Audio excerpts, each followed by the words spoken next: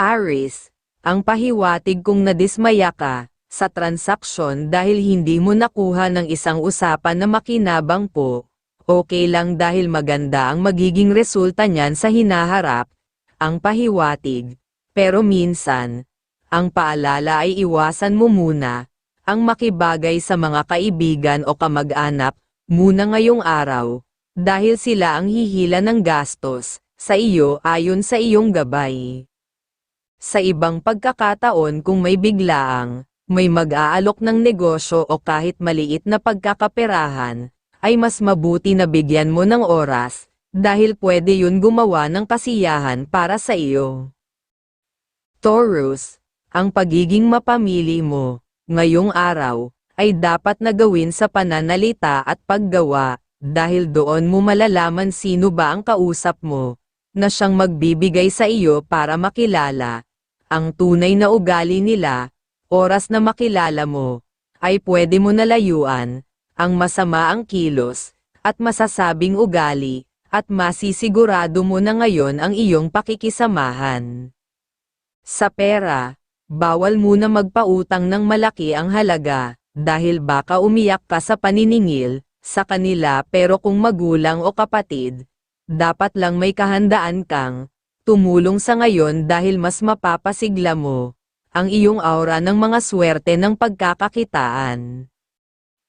Gemini, kung may isa kang kausap na makulit, pero may nilalaman naman ang kanyang mga proposal, ay bigyan mo ng oras na makinig at bigyan mo ng plano, dahil pwedeng magkaroon ka doon ng isang magandang idea na magagawa ninyong dalawa, ayon sa iyong gabay.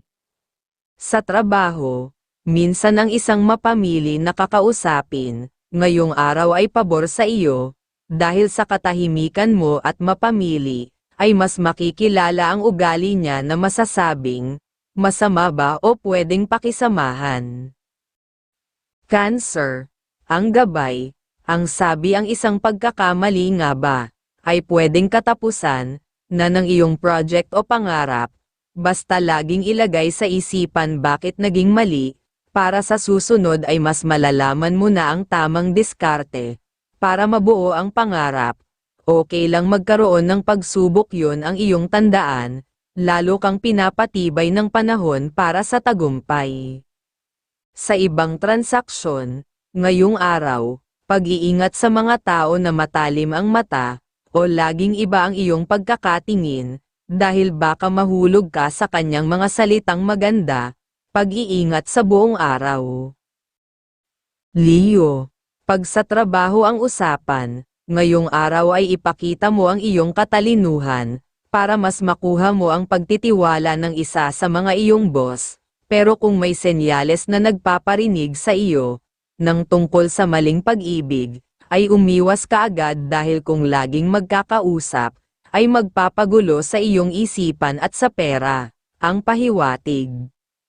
Sa pera mas maganda ang gumawa ng pamumuhunan, kung mayroon biglaang darating, na pag-uusap ng biglaan, may senyales na gagawa sa iyo ng ikakaluwag sa pamumuhay sa hinaharap. Virgo, ang pahiwatig, dapat maging tapat ka sa nasabi mo sa kausap, o sa mga kapatid dahil oras na matupad ang inyong negosasyon ay lilitaw ang kaganapan ng mga gagawin, at isa lang na iiwasan muna ay gumawa ng transaksyon sa malayo at pagpirma, kung meron kang deal ngayong araw, ang pahiwatig. Sa pera naman, ay pag-iingat lang sa pagtulong sa kaibigan, magbibigay sa iyo sila ng kalungkutan, kung iyong pagbibigyan, sa trabaho iwasan mo lang mahuli sa pagpasok, dahil pwedeng maging dahilan na bumagal ang kasiyahan mo sa trabaho sa ganoong pagkakataon. Libra, kung lagi kang naaasiwa sa mga nakakasama mo ngayong araw o mga nakaraang araw, mas mainam na lumayo ka na lang dahil baka gabayan ka ng kamalasan kung lagi mo silang nakikita. Mas mainam na maging mas maingat, gumawa ka ng masaya sa bagay na alam mo, para mas gumaan at gumanda ang iyong aura. Sa mga bagay naman na dapat mong bigyan ng desisyon, mas mainam na kung magagawa mo ng tapusin ay mas maayos po, para makagawa ng mga susunod na transaksyon o pangarap. Scorpio, sa pahiwatig, kung gagawa ka ng isang transaksyon, na kasama ang dating nakakasama, mas mainam na iwasan na lang siya, dahil wala siyang swerte na maibibigay sa iyo, mas mainam na mag-isa ka na lang pumunta po, dahil nasa iyo naman ang talagang makakapagbigay ng kaganapan sa pag-uusap, ayon sa iyong gabay. Sa pag-ibig, ay may senyales na pwedeng magkaroon ng selosan, o pag-aaway, mas mainam na maging maunawain ka sa buong araw, nang mawala ang hanging nagbibigay ng pag-aaway. Sagittarius, huwag mong intindihin ang sinasabi ng iba kung may pinaparinig para sa iyo, dahil may natatagong inggit sa iyo, dahil ang pagbibigay sa kanila o sa kanya ng oras, ay hihila lang sa iyo ng kabawasan ng kaayusan ng mga gagawin, pero sa pagpirma naman ay okay sa iyo ang ganito sa ngayong araw, ang pinapahiwatig. At isa pa sa pera, ay bawal talaga sa iyo muna ngayong araw ang paglalabas ng may kalakihan, mas mainam na ituon mo ang pagtulong sa mga anak, magulang at mas nakakahigit na maganda na makatulong sa kapatid, kung may bigla ang lalapit sa iyo.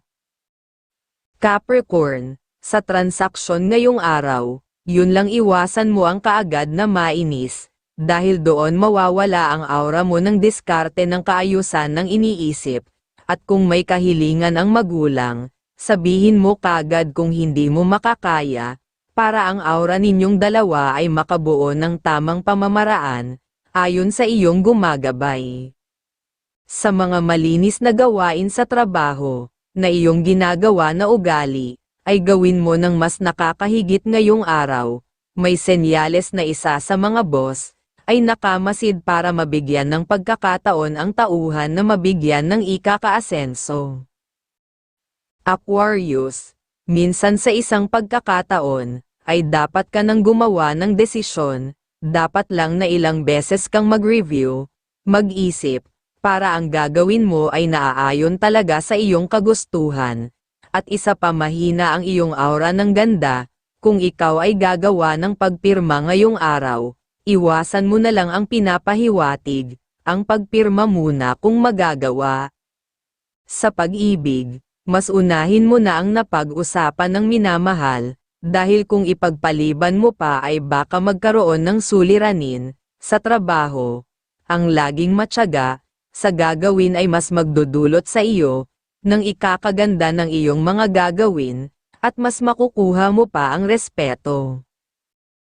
Pisces, ang paglalakbay ngayong araw, ay siguradong gastos sa iyo, at wala ka namang makukuha na naaayon na gusto mo. Ang senyales kung may pupuntahan sa paglalakbay, mas mainam na unahin ang maliliit na alam mong makikinabang ka, dahil sa ganoon ngayong araw, ang mas magpapasigla ng iyong araw, ayon sa iyong gabay. Sa mga transaksyon naman, mas okay na isama mo ang kapatid, kung meron kayong pupuntahan, dahil sa inyong pagsasama ay gaganda ang inyong pakikipag-usap, pero sa pera muli ay pag-iingat para sa ibang tao na mahilig magmayabang.